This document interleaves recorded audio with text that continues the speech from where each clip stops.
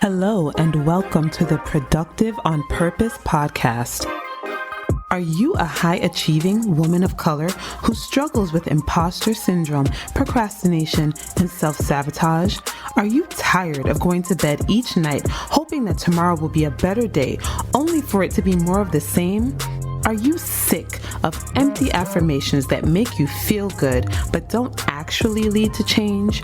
And are you over being shamed and yelled at to do the work with no insight as to how to get it done? If you answered yes to any of these questions, then friends, you are in the right place. I am your host, Dr. Kimmy, an award-winning, board-certified physician and professor. I am also your purpose coach. Here on the POP Podcast, we are about actual transformation. This podcast will provide actionable strategies to help you walk in your purpose. Let's get started.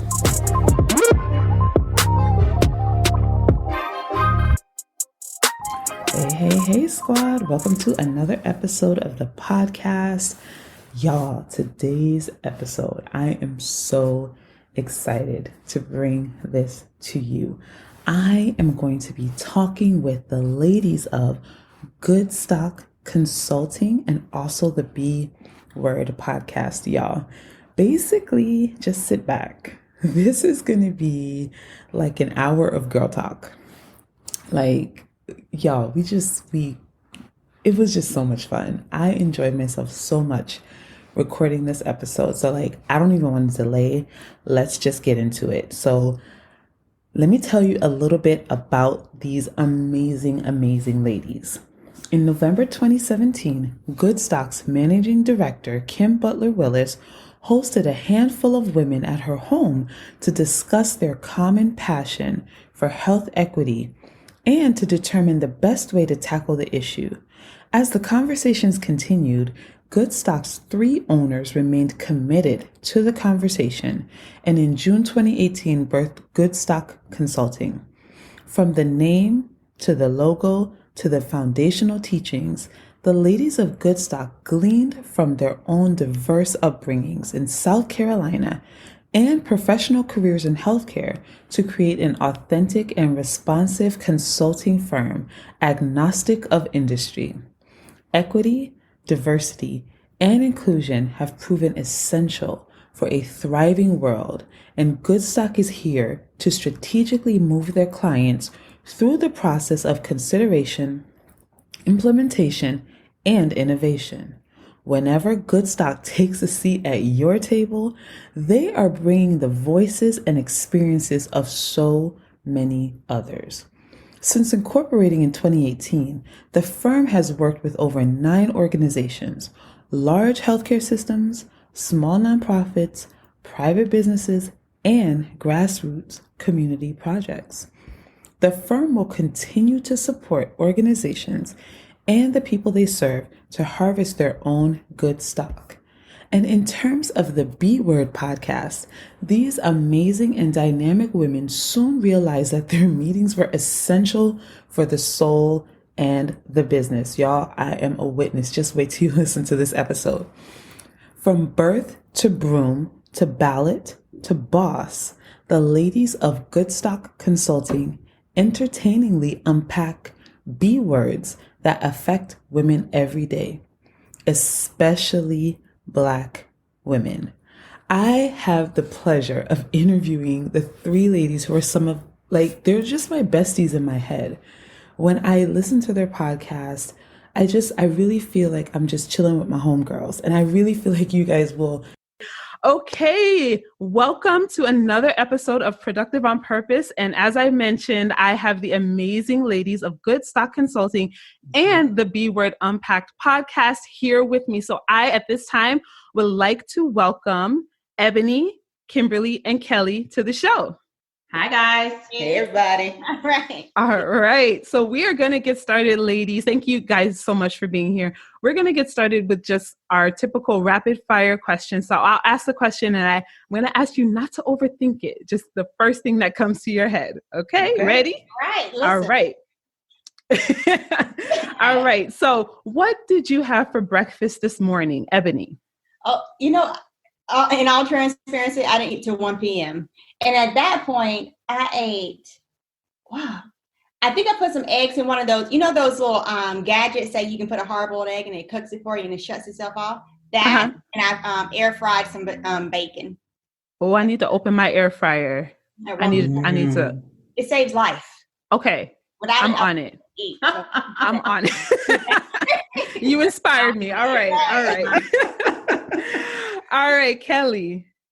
Eb, we had the same breakfast. Mine was at breakfast. I had an egg whites and broccoli, scrambles, and turkey bacon. And it's pretty much my breakfast every day. Yeah. Are you a person of habit? You just, to make it simple, you do the same thing every day? Pretty much. It's either the egg whites and the broccoli and the bacon, or it's oatmeal, one or the other. Love it. It just we didn't have the same though, Kellye. That's not the same. Okay. It's similar. Mine just had more color. Yeah, yours is elegant. Okay, I'll tell you what I did. I put it in the little gadget, and I pressed the button, and I watched it. It's time to separate and divide. That's not the same. But not the same. I was gonna let it go, but yeah, it's not the same. It's all good. It's all good. I need help.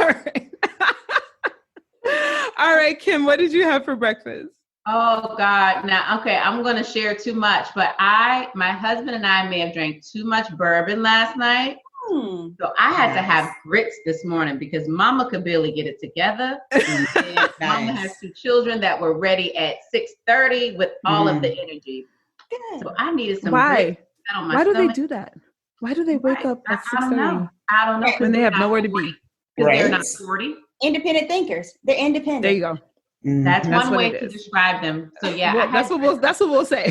Kim, I have a question for you. Cheese in the grits or butter in the grits? So no cheese, no butter. I hate butter on anything. I just imagine like the butter clogging my arteries. Like I just butter. This is good stuff. Butter. No, and I don't do cheese unless I have to. So I try to stay away from dairy in general, but no, certainly no butter. Even my children know no butter. Do you eat no condiment? You cook your grits with milk? With water. So you eat dry grits. It's like a grit cake. I can't. Cake. I don't know. Yeah, it's really, I put a little salt in it and I put a lot of pepper. I like pepper in my grits, but that's it. Just grits are deprived. They are. Agreed. I got jelly for the first time like 2 years ago, and my daughter was like, "Oh my God, what is this?" I was like, "Baby, it's jelly." Ain't nobody eating jelly. A whole new world. We don't do condiments in here. I love it. We are drinking our calories. So what was the last book that you read or that you're currently reading? Ebony, we'll start with you again. Oh my God. The last book, and this is a shame, had to be, Kim, what were we doing for book club? Child, I don't even know. That's the last one we read together was probably Michelle Obama, but that was a while. Oh, Becoming. But that was like a year ago. Yeah, that's a documentary. Yeah. Right. Get with it right now. But honestly, pages. Right. But honestly, I can't tell you the last. I've been doing a lot of audiobooks, but like a physical book. Yeah, I can't tell you. It's been COVID central. Medical records for 2020. Medical records. Yep. Yeah. Basically, that's taken over. How about you, Kellye? The last book I read is called Such a Fun Age. I can't remember the author, but it's a young Black female writer. And the premise is that a young Black woman is working as a nanny for a white family, and she goes to a grocery store late at night with their young child after some foolishness happens at their house, and they ask her to take the child to the grocery store, and then she gets stopped in the grocery store by one of these, pseudo grocery store cops, because he questions why she has this white child out at 10 o'clock at night. And so then it's what ensues after this young Black woman is pretty much assaulted in the grocery store by this rent-a-cop. And Such a Fun Age. It's a really great read, great writing, so would recommend it. Awesome. I'm definitely going to check that out. And how about you, Kim? So I love to read. And okay, here I go. No condiments and no music because I want to hear books. So the last two, I just finished Just Mercy, Brian Stevenson, and It's Not All Downhill from Here, Terry McMillan's new book. And right now I'm reading, I just finished those last week. And so right now I'm reading Hood Feminism by Nikki Kendall. Last name is K. I think it's Kendall, but that's what I'm reading now. Awesome. Definitely going to check that out as well. That was nice. All right. So would you rather be a spider or an ant, and why? Ebony, I need the why. Right. Go ahead and give me the ant. Because one, I feel like they have a community, whereas I don't see a lot of spiders hanging out. Right? That was my answer too. Yep. Right. And everybody likes to kill a spider, but if you kill an ant, there's something innately wrong with you, because what did that ant do to you? Nothing. So I'm an ant. I want to live. I want to have a family, little house space, Yeah, they're small, they're mighty, they can carry so much times their weight, and they're in their community. That's why I'm with you, girl. Digging underground. So when something happens, let's say something happens, like a meteor or something. Is the ant gonna make it, or the spider? Do you see the spider underground? No, I'm a survivor. Kim, you the spider. I can see it in your face. Well, listen, I was thinking spider, but I think I've been convinced. Well, all right. She's converted. You're converted. My answer for spider was so ghetto. I was like, they got a nice little booty. Maybe, Kim, my answer for spider was they have nice long legs, because my torso is so long and my legs are short that I've always envisioned and dreamt of what would it be like to have really long legs. So 8 of them. There you go. And you're spider. So nobody's gonna be looking at your legs.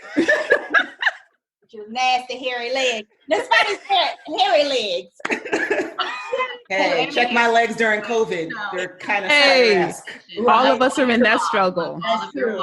Right. All of us. Okay, so question 4. After shelter in place is over, we have a vaccine and we can actually travel again, where is the first place you are going? In 2024? In 2024, where are you going, girl? I want to go Yacht Week to Croatia. I was supposed to go on Yacht Week this year. Okay. And Rona, happened. So that's going to have to get postponed. But I'm going to be on somebody's yacht in the middle of the ocean, heading to Croatia. Now, what we plan to do there, I don't know. I've never been to Croatia. I don't know if it's safe. I actually don't. It sounds good. I've been, and it's beautiful. It's safe. We'll drink on the boat. We'll drink on the yacht. I'm going to be there. So that's it. Awesome. How about you, Kellye? Where would I want to go? I think I'd want to go back to Hawaii. My son is really interested in researching geography these days, and Mama, Google, what's the tallest mountain? And everybody thinks it's Everest, but it's technically Mauna Kea, which is the tallest mountain when you think about the elevation both under and above sea level. So I learned that information because I'm a 6-year-old. And so now I'm I've got to go check out Mauna Kea because I want to see that sacred mountain. So for me, it'd probably be Hawaii. Now, Kellye, but how many countries that you? I was going to say, now Kellye has been everywhere in the world. Yes, let the people know, because I know I'm very familiar with how many countries you've been to. So passport bleeding. Go ahead. Passport bleeding. So 43. So I am currently 43, and my passport has 43 stamps. And so my commitment is always to have the same number of stamps as my age. But the Corona. I don't know if that's feasible anymore, y'all. Well, I'm glad you got with that the master plan. I'm glad you got that 43rd in, because when I heard the first episode, you were on 42. And so you got that 43rd before Rona. So that's good. And the next one, unfortunately, not till 2024, apparently. So not getting there. Not getting there. Nobody wants Americans up in their territory right now. No one. Not at all. I don't blame them. Not at all. My territory. Exactly. Kim, where are you going? I honestly don't care. Just away. I want a good week off with my husband, like a couples trip, and then I want to leave him behind and go with my girlfriends for a week. I just need some time to kiki with my people who know me. Yes. In an unfiltered way. Yes. So no kids. Amen to that. No kids. Okay. Kidless. No responsibilities. Jelly Just everywhere. free. Yeah, we work hard, so we make it. Yeah. Condiments galore. You want butter? You say, You get that butter. You get that butter. Thank you. Right. Thank you. Love it. Okay, last question. What is one thing in your purse or handbag that someone would say is not essential? So someone else would say is non-essential, but you cannot live without it. Oh, Lord. I got my stethoscope with me at all times. I travel my stethoscope on the airplanes, on the bus. This is my bag. There she is, because you never know, okay? When somebody decides to collapse. Stop, drop, and roll. If they stop, drop, and roll, I'm going. You're not going to die on my watch. What is she expecting? That's an anesthesiologist for you. Okay. Indeed. Non-stop. Love it. Okay, Kellye, what's the non-essential? Someone else would call it non-essential, but you can't live without it. Well, some would call it non-essential. I stay having fruit snacks and goldfish in my bag, and these two be clowning on me because I have snacks. But it became very essential the day that Kim hadn't eaten and was half fallen down during a photo shoot. And I was able to say, hey, girl, hey, I have a go-go squeeze in my purse. Would you like one? And so then was able to give her applesauce, and then her blood sugar level went back up and she was bad. So some would question whether all these snacks are essential. I think they're essential. I mean, when people get hungry in my family, they get hangry. So I just whip it out my purse and I'm like, boom. And Kim was hangry too. I was hangry. I was on the straight hangry. Give her anything. Right. Ab told me I was cute, and I was like, leave me alone. I don't want to hear it. I said, you're cute. She's how you gonna roll your eyes till you cute? I was hungry. Kim, what about you? What's the one thing? Makeup. I keep lipstick. I keep powder. I keep something in my purse. All of it. All of it. I travel with it. If you say, let me, I said, absolutely. I am ready. I love makeup. Love it. Love it. All right, ladies. So let's get into it. That was so much fun. So let's go back to the beginning. I'm going to ask you guys individually just to share briefly your story and your initial career path. And I love to know how you three were connected, because it seems so right and it seems so like organic and perfect, but I'm sure there's a backstory there. So Kim, take us back to college. What was your initial career path? Yeah. So I honestly thought I wanted to be a physician. Okay. I was committed to it. I went to the University of South Carolina. I majored in biology. I did all the things that you're supposed to do. And then when I got to organic chemistry, that'll do it. And when I got to anatomy. Wait, hold on. Why is Ebony doing a shimmy? I've never seen anyone do a shimmy over orgo. That was my favorite. Like literally, of course. I was tutoring organic chemistry while I was taking the class because I think I just had an amazing teacher and I absolutely loved it. It was a puzzle. No, it was not a puzzle. It was not a puzzle. I'm with you, Kim, and I am a physician, and I'm still like traumatized. Yes, and I just thought I have to rethink this whole career. And then we had to in anatomy and physiology, we had to dissect a cat and identify the veins, and I was mortified. Y'all, I was in college and they had to call my parents because I was straight up having a panic attack in class. Talk about memorable. Oh no. Yes. But I also worked full time at the hospital while I was in college. And because of that, I had very limited time. So I always had a very good relationship with all of my professors. And I fell in love with some public health professors who said, you seem really committed to healthcare, but clearly blood and needles are not your thing. Let me introduce you to public health. And this is when public health was brand spanking new. We didn't even have it as a major at USC. So I majored in exercise science and got my bachelor's degree in exercise science and immediately went on to grad school, continued working at the hospital. And I just did both simultaneously. And now you got this. Got it. Awesome. And how about you, Kellye? So I went to Spelman for undergrad with a bachelor's in English literature. And I had several internships. The one that was probably most impactful was one that I had when I was in South Africa. So I got assigned to the AIDS training and technical something clinic. ATTIC was the acronym, but basically was working with South African women who were doing candle making. And I just felt so empowered and was able to, in my 19-year-old or 20-year-old way, give back to that community. Mm-hmm. And so when I came back after my junior year abroad, was like, ooh, I know I want to give back in some way, but I still didn't know. Mm-hmm. And then I got turned out during spring break in Jamaica. And so on the van ride back to the airport, I was like, y'all, I made a proclamation to my little tribe. I was like, I'm going to live here. I'm coming back here. And so, hold on a second before we rewind. We need a definition. Okay. Just turn out mean because I'm confused. Thank you, Kim. Y'all know what turned out means. I don't know what turned out means in Jamaica on a bus. Well, I just put it this way. I had some just life-altering experiences as a college student in Jamaica. Keep it there. And so I said, I've got to come back to this place that has changed my whole outlook. And so luckily, I mean, I was like, okay, I'm going to apply for Peace Corps in Jamaica. And then the Peace Corps people were like, sorry, it doesn't work like that. You don't pick where you go. And I was like, well, but I want to go to Jamaica. And they're like, no, sorry, you can pick the region, but not the country. So anyway, just so happened that at Spelman, we had the Jamaican ambassador for the United States. We had like a visiting professorship. And I didn't know this person. And I rolled up on this person and I was like, can you please write me a letter of recommendation because I want to go to Jamaica.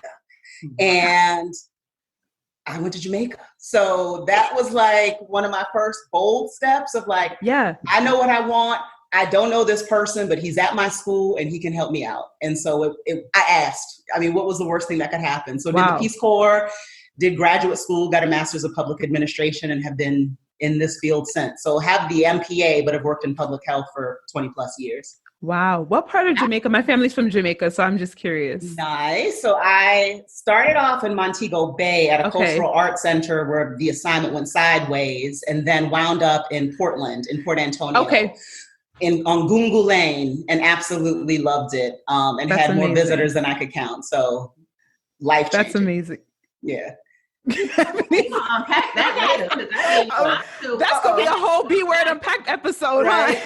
Life on Gungu Lane. Episode. It's funny because like with my sisters is the same way of like most time people think I'm the one that's like wild out and about, and I'm like I live a very boring, very very simple life.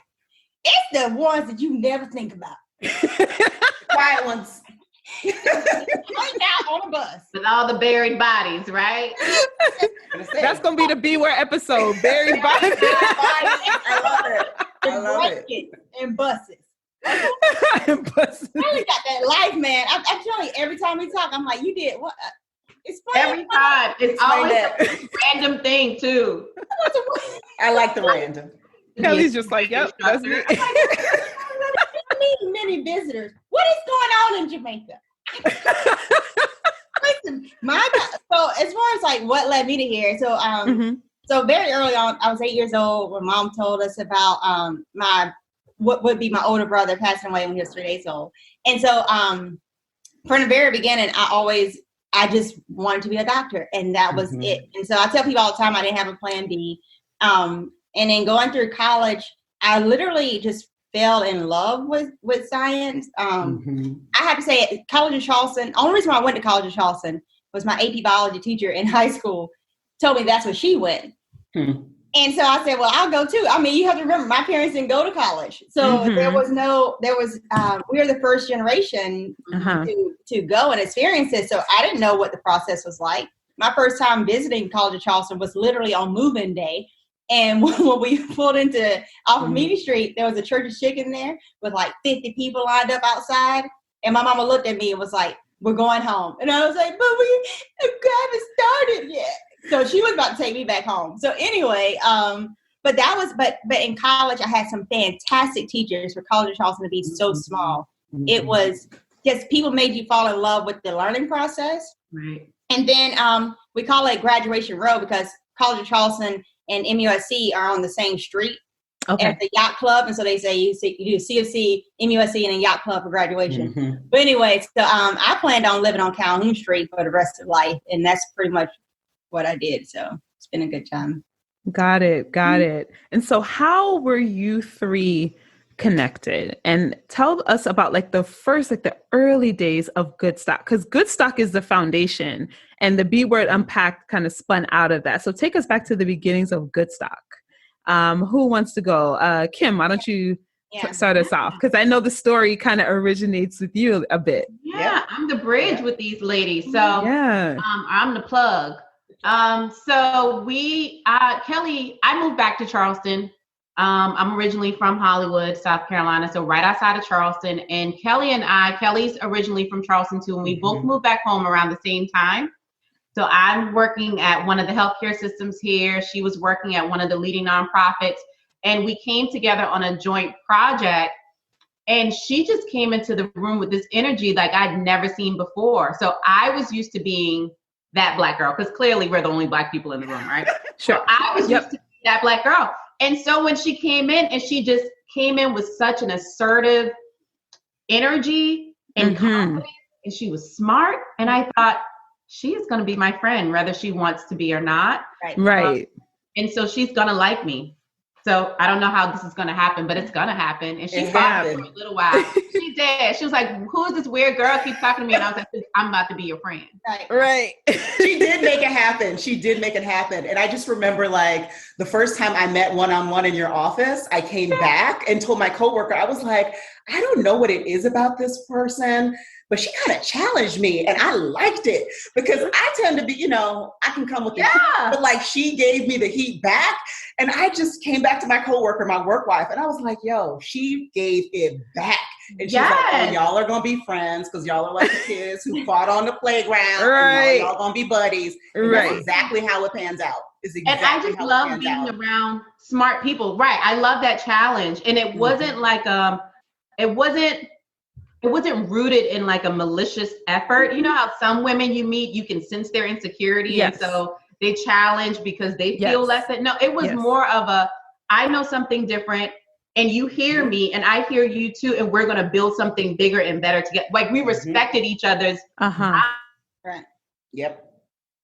That's Hollywood. No. Hollywood technology. That's how, okay, listen, so don't judge keep. my friend. Okay? She looks crunk. The way in which she froze is like she's at the club. It is. I mean, it is 100%. Don't put on that, okay? Put that up now. Actually, don't do that. Listen, okay, my friend right now lives in Hollywood, South Carolina, okay? It has a population of 10.3 people. All of them related, all right? Right. The internet connection right now is because 9 of them decided to join at the same time. Right. Butler Willis is now on Frozen. She needs to go ahead and unclick, log off. And rejoin. Yeah, log off and join back in, girl. We'll be here. We'll be here. So I'll continue the story. Yes, so please. Kim invited us to her home one Sunday for a brunch. And so she invited a number of women over. I think it was like 4 or 5 of us. I can't quite remember the total number, but there honestly was something about the 3 of us. Like the conversation was flowing, we were clicking, and she proposed like, we should explore the possibility of us at that point, again, I think it was 5 women coming together and doing some entrepreneurial work based on the collective skills that we bring together. And so, back and forth. Fast forward 2 weeks later or 3 weeks later, she had us back. And this time it was just me, Kim, and Ebony. And it was like, no, we're the group. It was like, this is the group. It's basically like, in Destiny's Child, okay? Yeah, let's talk about it. Because Ebony loves Beyonce, so yes. Oh my Lord. Next level stand. Yes, I know. Next level. So it was one of those things of like, we started out with many members and then we don't know. And they're fantastic people. Welcome back, Kim. Welcome back. Yeah. Welcome. To Ebony's point, they're great. They're great fantastic. Women. They are and still crushing it on their own. We're talking about the other members of Goodstock that we went down like Destiny's Child. Oh, when we all came to the house? Yep. Right. Yep. Right. So in their own right, I think actually one of them now has Kellye's previous position. She does. Right. Yeah. She does. I mean, they are crushing things. And that's the thing too with Goodstock. We have many people on the outskirts of Goodstock that we tap on the shoulders all the time. And I think it's a beautiful thing in that we know that there are many, particularly Black women, who unfortunately don't get a position to actually have to be the voice, but yet we do all be supporting actress roles, right? Oh, wow. And that's why we, even when we get tapped to do certain programs, we're always like, okay, we can do it. And also, we want to talk about Dr. Cora Perry, and we want to talk about other, Dr. Kendra Ham, Dr. Paula Orr, other physicians and other just healthcare industry leaders that we know can also speak to the same message at the same level. So we very much believe in pulling people up along with us. So I love that. And definitely talk about the supporting role issue. Listen, literally, Dr. Leanne Webb, who's one of the ER physicians here at UVA, phenomenal. She can work data and characterization and give you the ins and outs like nobody's business. And I push her because I'm like, you know what? You are constantly doing all the work, and then someone else is being the voice. No credit. Yeah, and I'm not on my watch. You will be the leader of this committee. Step into the spotlight. You deserve it. Yeah. And that's the thing. We as Black women, we have to push each other to say no longer. And if the men that are sitting at those tables, so that's what it usually is, right? If they are not allowing you to be the lead, then step away from the table. Y'all figure it out. But I'm not going to break my back. Nope. Okay. And build your own table. Build your own table. Build your own table. And that's exactly what we do. It's one of these things of, if we're not seeing that there's a table set for that platform to discuss that issue, then we create it. And that's where B Word Unpacked kind of actually got spawned out of. It was how do we make this voice that we feel like is missing, that talks about Black women that are crushing it, that are wives, mothers, and business leaders, but we are also just people too. Yeah. And those things don't have to be mutually exclusive. Right. And I love that. So let's talk about the table. B Word Unpacked No, I was saying we found like just conversation like this was just so therapeutic for just us. So we wanted to share it with everyone else around us and hope that they too could connect to that conversation, because you can imagine what our monthly meetings were like. To be a fly on the wall.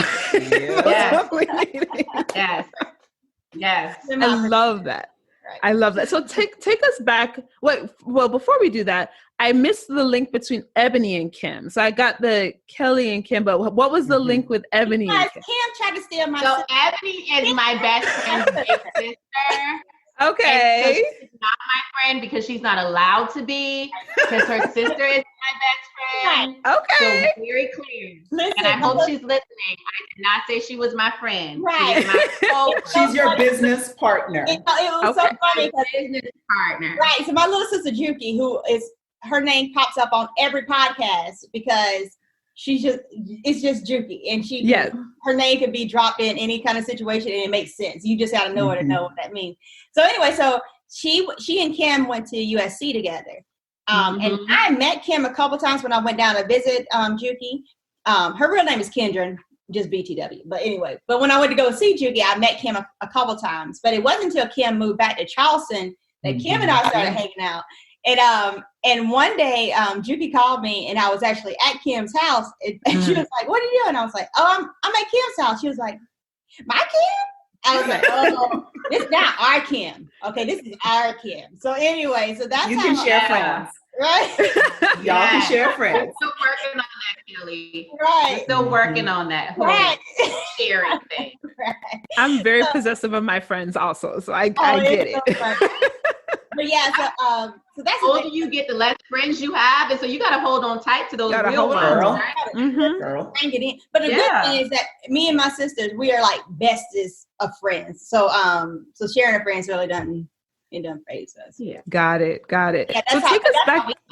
And so the first time I actually met Kellye was at Kim's house on that initial at that day. Okay. Together. Yeah. Got it. So in the early stages when you were conceptualizing Goodstock, what did it look, what were the deliverables? What was the outcome that you were trying to achieve? Like, what was the big vision for the company? My vision was flipping tables on the world. But again, that's why they call me fire. So the thought was, we are earth, wind, and fire. You could probably guess who too. I can figure it out. You got it. Okay. Kim, what would you say? Who would you identify with which element? oh God. Okay, so And explain why, because I want to know why. okay, so Ebony definitely. You just gave it away, but I think the way that you just kind of bring like a unique, like you just drop the flames on any situation, bring your own unique approach. Let's see for the other ladies. So between earth and wind, I'm going to go with Kim. Wait, the condiment thing threw me off. Hold on. For everybody else. Let's see. Earth, wind. I'm going to go with, okay. Kim is earth. And Kellye is wind. Why do you say that? So, because I initially was going to have it the other way around, but I love that when you were telling us what you had for breakfast, and we were all kind of like throwing you a little bit of shade, you stood firm, and you were just like, "Yep, I had grit cakes, and it was good, and that's it." Delicious. And no, I did not add any butter or any cheese, and you were just like, "That's it," right? So that would be my guess for that. And then in terms of wind, I don't know, it could go either way because I could definitely see Kellye being the earth as well. But I think maybe the way Kim saw you walk into that room and just exude your presence. Right. And so just bringing that wind, I don't know, maybe I'm over. It could go either way because they both have very similar, really. Feel, yeah. Like, nothing shakes them. Right. It's like, something can explode and it's like, okay, on our agenda. It's like, let's keep it rolling. Right. For both not play with the agenda. Right. Right. Let's keep it rolling. Love that. I'm the earth and Kim is definitely the wind. We see me as the kind of like the grounding force of the I can the see team. that too. And then Kim is definitely the creative force of the team. No doubt about it, right? So she can flit and float in any situation. Love it. In many ways and in many situations, Kim is the peacekeeper. Whether it's with clients, whether it's if we're scrapping on occasion, Kim can be that peacekeeper. She's the wind beneath our respective wings. Love that. No doubt about it. Right. No doubt. Love that. Right. I love that you guys all have your. I need peace and harmony. Okay. There you go. You guys have. We all over the place. And I'm a Capricorn, so okay. It fits. It Right. fits. So the big vision for Goodstock, what transformation did you want to occur as a result of you forming this company?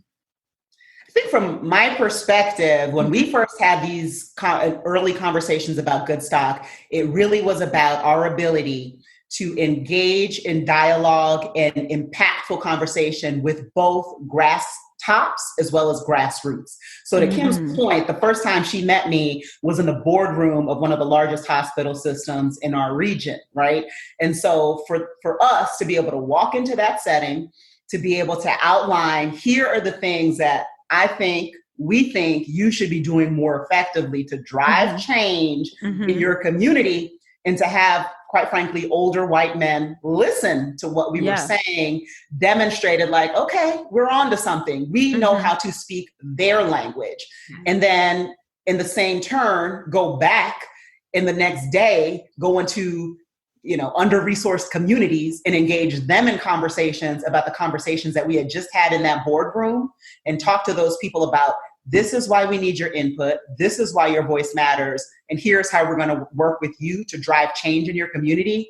There's just some power in that ability to be a bridge. And there was power in our ability to have a public health perspective and layer on that clinical sauce and fire that Ebony brings to the table, because that in many ways, for better or for worse, validates what we do, right? So I can know public health inside and out. I could know what I'm talking about from 20 plus years of experience. But if I'm going to talk to an MD, at the end of the day, they want to hear from an MD, period.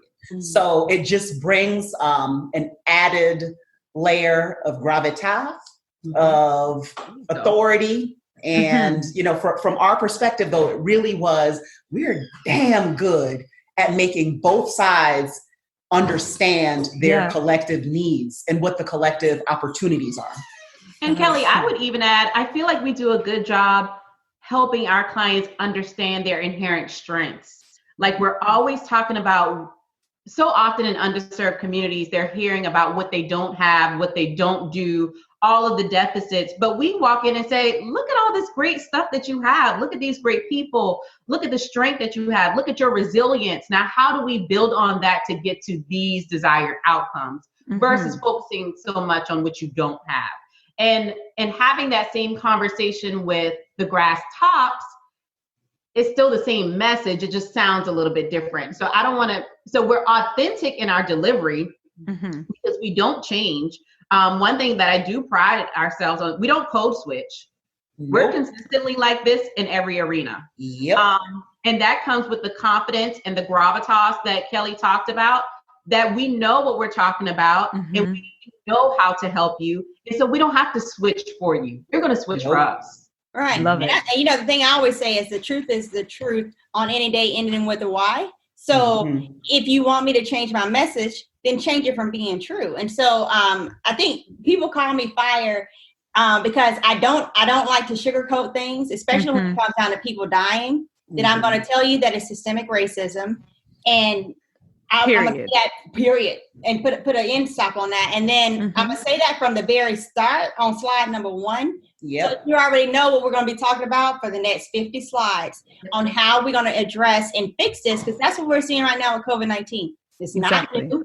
It's the same thing that we've been talking about since the founding of Goodstock and before even the founding of Goodstock. But we've been saying the same message of Black and brown people are dying at higher rates because of A, B, C, and D. And all of it funnels right back into systemic racism at the very root of it. So I think that's why, I honestly think that's why the grass tops of these CEOs and these health systems actually like talking to us, because there's a certain blindfold ignorance of, if you haven't lived that experience, it's sometimes, as crazy as it might sound, it comes as a complete surprise of like, that's why. Yeah. Right. Ebony, I want you to tell her about your disclaimer slide that you drop at the beginning of presentations, just to kind of level set. I do. Please share your disclaimer slide. So my disclaimer, so I give a presentation called "The Cost of Being Black: The Influence of Racial and Health Disparities," right? And so I initially start out by saying, you know, we're going to talk about a lot of heavy things, and the reasons being is that, you know, Black and brown people are dying, and that you know. And the whole story about my brother and such. But my disclaimer slide says, the first bullet point says, just so you guys know, I am Black. My second point is, you know, I am a physician. And then my third point is that, but I come in peace. Meaning that we are going to talk about some heavy stuff. But I'm not going to sugarcoat it for the audience, because for the most part, we are the only Black face in the audience. Or if not, it's maybe, 3 more, you know what it's like. I'm Dr. Kim. So yes, I do. Right. So it may be, you know, a handful more, but that means that the conversation needs to be even more laid out cleanly, because we can't be the only ones giving this message. We need the majority to start to learn this language so y'all can help us fix it. It's not we can't be the ones to fix a problem that we didn't start. Right. I need y'all to pick up the rope. Let's go. So that's what we do with Goodstock. Love it. Right. Love that. Right. What's been the most impactful outcome that you've had, or what is the one outcome that you're most proud of since founding your company? I honestly think our new partnership right now with the Virginia Department of Health, just because it's a statewide endeavor. It was one of those things that started because we've been very vocal on social media platforms talking about COVID-19 and the fact that even prior to all this data being released, way back early March, started to tweet the CDC and the World Health Organization, because that's what I like to do on my free time, but was tweeting them saying, we need you guys to release the data that's happening as far as the testing demographics, so we can make sure we have truth and transparency in the process, because if not, Black and brown people are going to die at higher rates. The first article that was released was actually, that was printed on those tweets, was March the 22nd, where we had 300 people at that point had died of COVID-19. Fast forward 58 days later, and we have 90,000 additional people have died. Right. And we all know what the outcomes were, right? That Black and brown people are dying at higher rates. And so, but it was that grassroots effort of saying, I don't care what's happening. I don't care if you guys want to ignore it. We're going to shed light then without data even being present, because we already know how this story ends. We've seen it before. And because of that, we actually, down the line, got tapped by the Virginia Department of Health as far as Goodstock to say, okay, help us to look at this through a health equity lens. And for this to be a statewide initiative of where we can potentially help to save and impact the lives of 8.5 million Virginians, I take that as a big step in a good direction. We got a ways to go, but we're trying. Okay, now, Edna, I would have said another client. So we had a small nonprofit client in North Carolina. True. And it was their board, and they were going through a lot of transitions.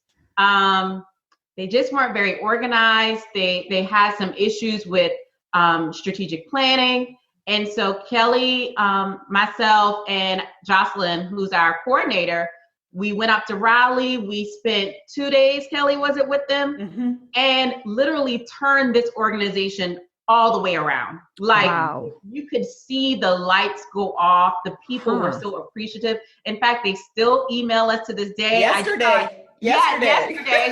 I'm just checking in on y'all because, you impacted our lives, and this is what's going on. And this was almost a year ago. Yeah, it's been a minute. It's been a minute. And so that's the level of impact. So even if it's not 8.5 million people, just that group of 20, and to know that what we did for you guys in 2 days impacted you in a way that you care about our health during COVID season. Right. That's a lot. And just the energy, like even when Kellye and I left, we were like, we did this. We did that. Yeah.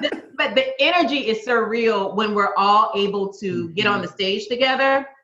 And I think that's what, it just works. Like you said, it's just so organic and natural, and it's just effortless, like Earth, Wind, and Fire. In fact, that's our soundtrack. I love it. And it's the ripple effect, it's those 20 people and who they impact, and then those folks and then who they impact. So because that's 8.5 million in itself. You kind of think each avalanche starts with one snowflake, right? Exactly. I mean, each hurricane, each tsunami starts with one raindrop. So when I say I think on a big scale, I don't see just 20 people that you impacted. I see that those 20 people impacts 20 people, and that the expansiveness of that is the beauty of what Goodstock has to offer, because regardless if it's a small client, relative, but if it's a small client or a big organization, we treat it with very intimate hands of how can I actually not speak at you, but how can we actually engage in a conversation? Because at the end, like I said, with the lectures that we give, I want, for the end of the day, for you to be able to give this lecture. I want to become useless. That's the ultimate goal when we go to clients at Goodstock is, I want my service to no longer be needed because you can do the work yourself. Wonderful. So in terms of the B word, obviously I'm thankful that you guys had that moment where you were like, girl, we need to just record our conversations. I love it. But specifically with the title, the B word, like, how did you come upon that? Like unpacking a B word? Because that's so unique and something that I've just never seen before. So how did that come about? Ain't nobody but Kim with her Our creative. The wind, right? The wind. The wind beneath our wings. Right. We have an annual strategic planning retreat where the three of us sit down, we rent space, and we, like Kellye keeps us from, when I talk about an agenda, Dr. Kim, this is what it looks like. 3 minutes, introductions. All right, so I know I only have about 30 seconds left, so I just want to make sure that I get... No, don't believe the hype, Dr. Kim. No, that's telling tales only, Dr. Kim. Listen, facts on facts. Beginning, you had 2 minutes for that prayer, and 2 minutes for the prayer. 2 minutes for the prayer. Tell God you will call him back. I said, and we will put the prayer on the agenda. The prayer will be on the agenda. But, let's not get too long with it. I told her, I said, we should pray. We should pray before our meeting. She said, oh, okay, it'll be on the next. I'm not thinking, okay, she's just going to say, prayer. No, she said prayer, Ebony, parentheses, 2 minutes. 2 minutes. That's it. But planning retreat. So because we have such structure in our conversations, it really does give me the opportunity to be more creative because I'm not in chaos. I know where I'm going next. I know what thoughts are coming up. Mm-hmm. Kellye has already sent the agenda in advance, so you can start gathering your thoughts and notes. And so during conversations, I can allow my brain to relax and be more creative because I know Kellye got us, when I'm so used to being in that I got y'all seat. So it's really pretty comforting to know that you in a group with badass women and you can turn off and y'all still all right. And so that's how it came about. We were sitting around talking during our reflection time. Yes. And we decided to do this podcast. And I was like, we got to unpack this stuff. And I always say, let's unpack that. Let's unpack it. And so B Word just came up because we Black. Right. Yep. Right. And it was bosses. Right. And it was one of those things that because we do believe, you heard us say a couple of times, grassroots to the grass tops. And I think this was back in November, December of last year. The thought was, we do a lot of talks to the grass tops and we go and talk to these leaders and stuff. But I personally, I really like engaging with just people. Facebook used to be my man. Now Twitter is my BFF. I need to go find you over on Twitter, girl. That's She's on fire on that thing. Listen, Kellye and I are still trying to figure out, is it a tweet? And listen, I'm such an auntie. I am such an auntie on that front. Listen, I'm social media of the three of us. Everyone has their strengths. And Kellye definitely is the one that keeps us organized. Kim is the creative one. If you need something on social media, I'm your girl. She's gonna put it on there. Right. So it was one of those things I felt like that was our missing piece for the group. It was like, we're doing a great job of talking to clients, but I really want to talk to the voice of like who are we? Like really for people to know us outside of a white coat and know us outside of the good stuff. And so so the B Word Unpacked was so that we can have our B packers, our listeners to know who we are, know about our kids, know about Juki, and know that this is not unique. We are not three great Black women out here. We just like you. Very common. Yep. Right. Because that's another thing we always say is that people oftentimes look at us as if we're some unicorn or some rarity. Black women been crushing this from day one. Yeah. That 1865. Right. So there are many of us that are out there, and we want to give them a voice to say, this is what life is like. Let's speak on it. So yeah. And cut up. We like to cut up. And cut up. I love it. I love it. I'm in the B pack myself, so I just appreciate that. Your authenticity. I appreciate the voice that you've added, and I appreciate just listening and feeling.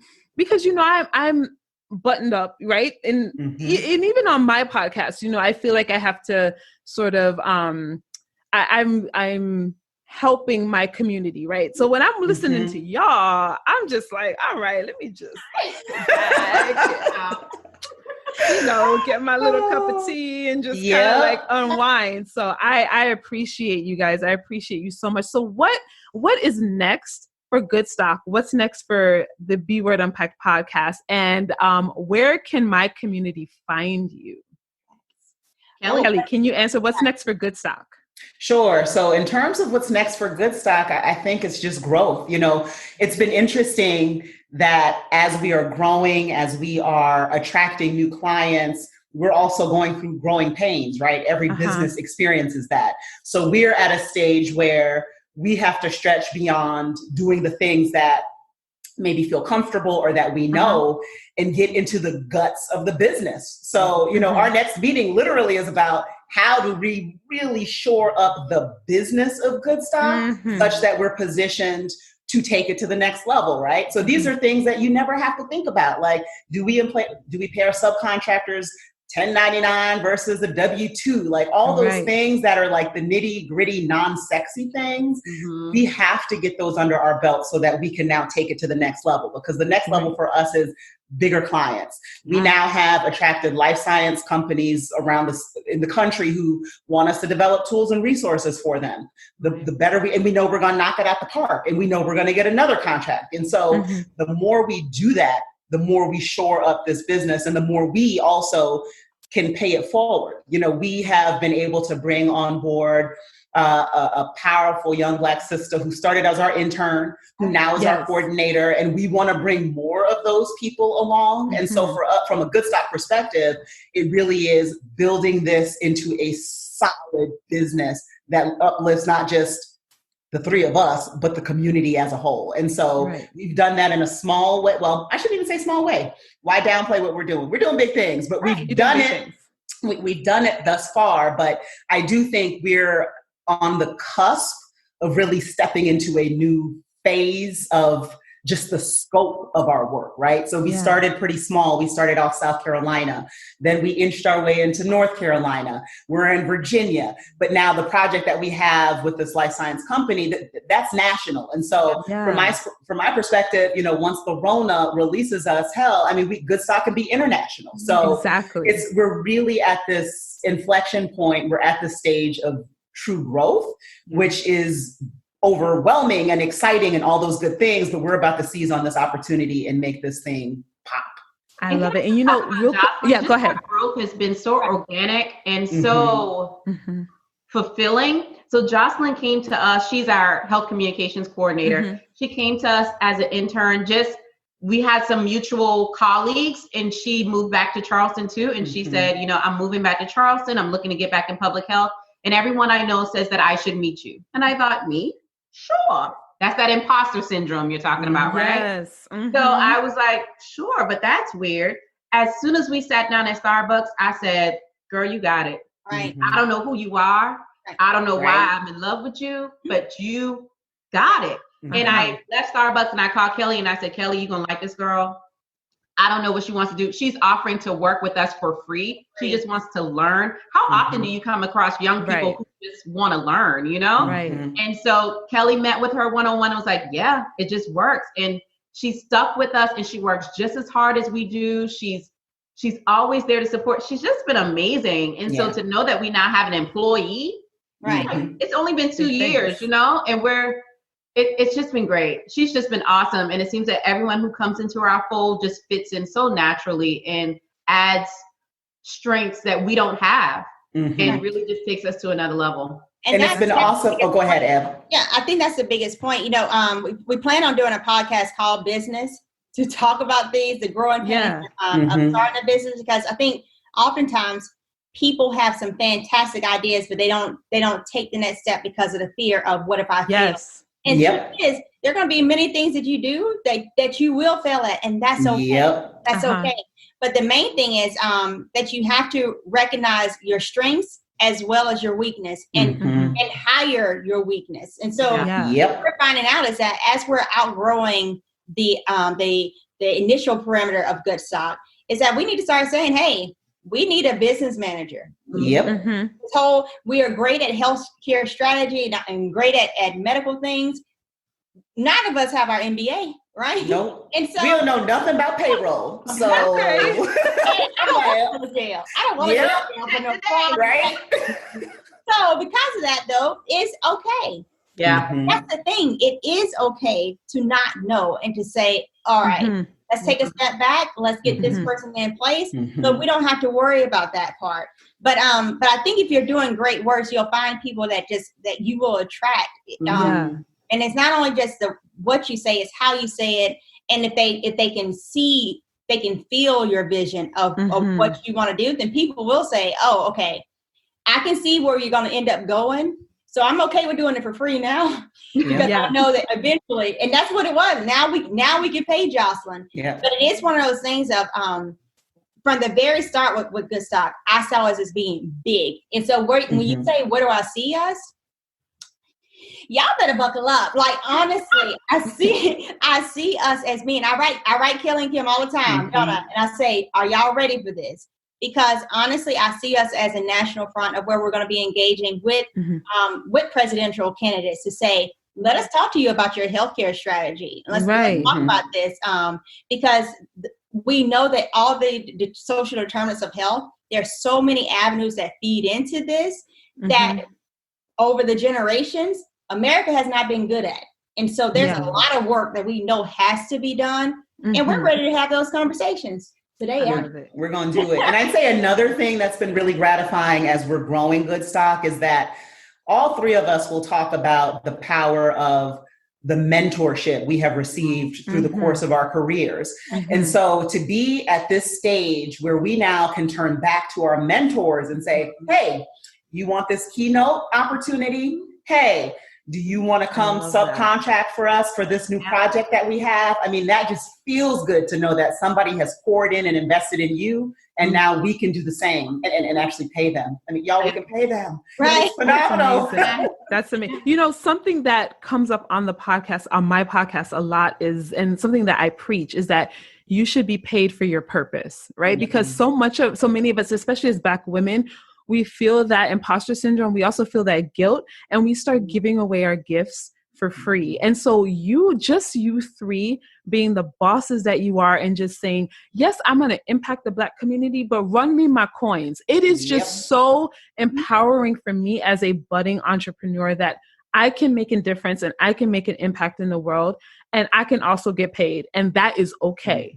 I love that. And it's creating a space for that. So very early on, one of the decisions we had to make was whether we're going to be nonprofit or a LLC, right? Because I am quick. Hashtag growing pains. Hashtag it was a battle. But I'm quick to jump in a church for free and just I'm quick, and Kellye had to remind me, you know, we got bills to pay, we got lawyers to pay, and I'm like, well, we can go and talk it this for free and this is free. And there are certain, but in that same token, that's what B Word Unpacked is for. It's so we can have that free platform to still do that kind of outreach. Right. And we still do a ton of free speaking gigs. We do. Yeah. Right. Because we know that it's more about the message than the coins at a certain point. Yeah. But what we know though is that those grass tops, you got money and you pay all these other corporations and all these other companies. And so when we come into your door, know that we want that same level of contract, and there's going to be a negotiation. Exactly. This is what our basement is. Meet us there and add a company. Right. But it is about being confident that that you are a valuable resource and that you should get paid for your experience of life and what you bring to the table. And I just want to add, just for your listeners, don't think that this just came about easy for us. Like, we didn't just sit down and just say, yeah, we're confident and we're strong and we're always, you know, it's not like that every day. There are certainly moments where we have to say, okay, check me, like breakdowns. Break this down for me. Does it sound right? Did I do this right? Or, but it's nice that we have a trio because you have someone to bounce that off of. So I so feel for those solo entrepreneurs because you don't have that sounding board. So you really do have to rely on mentors or good girlfriends or partners to have that conversation with, but it's a different level of vulnerability and intimacy when you're doing it with your partners, with your business partners. Like I tell them all the time, we're in a relationship. I don't care if you can be mad at me today, but you're going to talk to me tomorrow. Right. We have documents with our social security numbers together. You we made right. Okay, now it's gonna be a fun. You're not getting rid of me. Right. We are persistent. So even when we have our hiccups and we have our girl fights, and you know, we got to come back around, just like a relationship, just like a marriage, because we are committed to this purpose. And when we start to go on the fringe or we start to splinter, we center ourselves back on purpose. And it always helps. We do something fun and it just brings us back. So I just want your listeners to know, those that are looking to go out into business, it will not be easy. It will not be fun every day, but stay committed to purpose. And that splintering is necessary, I think, because that shows you have different ideas and different approaches.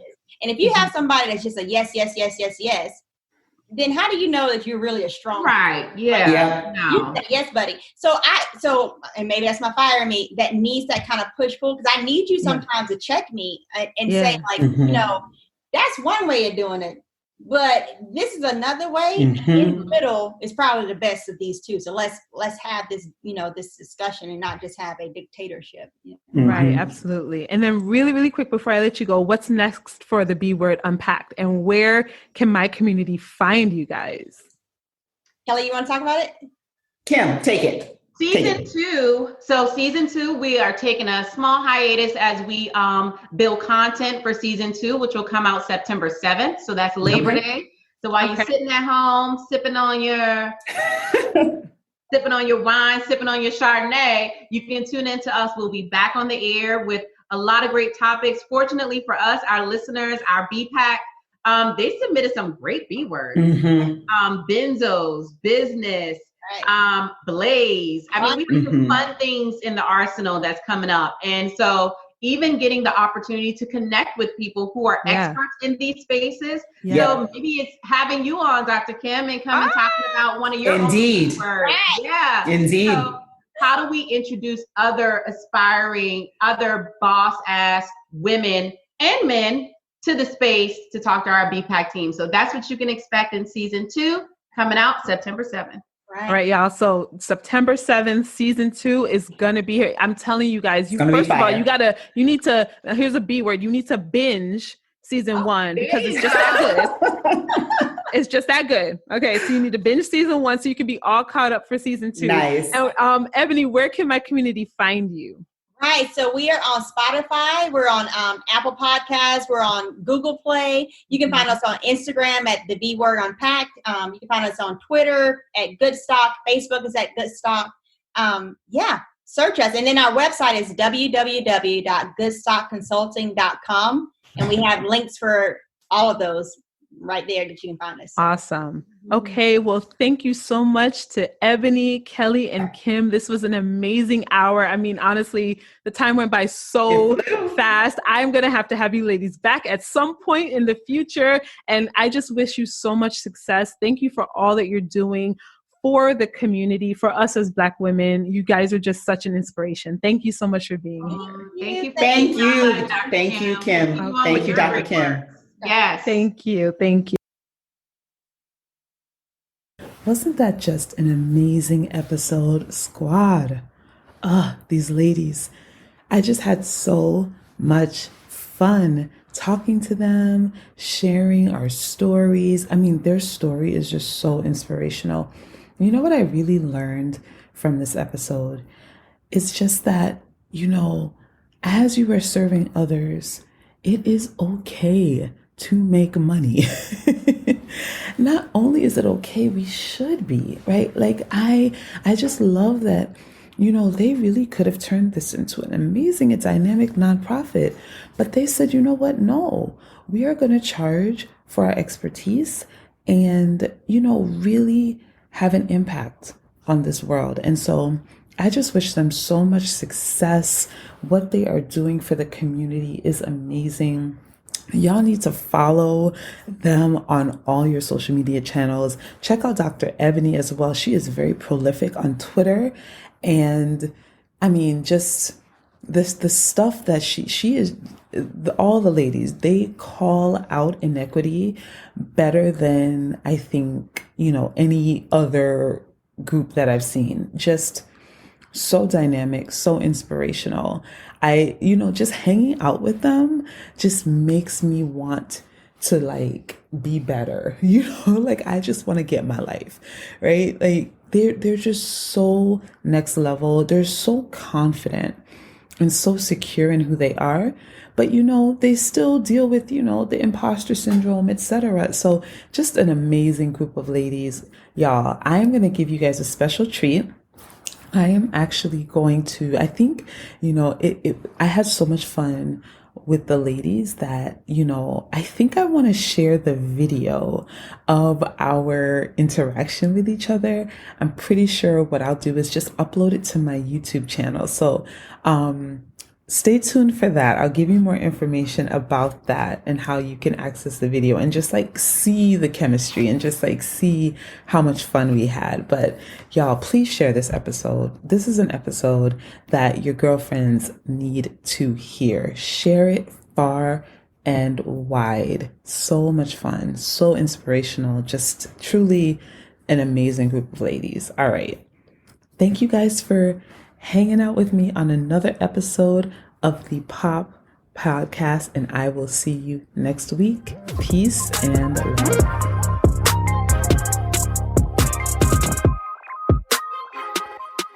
What up, squad? It's your girl, Dr. Kimmy. All right, y'all. I'm launching a brand new segment of the podcast, and it is going to feature you. That's right. We are going to be doing live coaching on the podcast. So if you struggle with perfectionism, if you struggle with procrastination, if you feel like an imposter, but you really want to move to the next level in your life or in your business or in your career, then I want to help you. So here's what you need to do. Head on over to the show notes and click on the application. Submit your application. Remember, be as detailed as possible. And then I will select from the applications the person who's going to be able to get live free coaching on the air with me. I think it's going to be an amazing experience, and I can't wait to see you on a future episode of the Pop Podcast. All right, squad, head on over to the show notes, click the application, and I'll talk to you soon.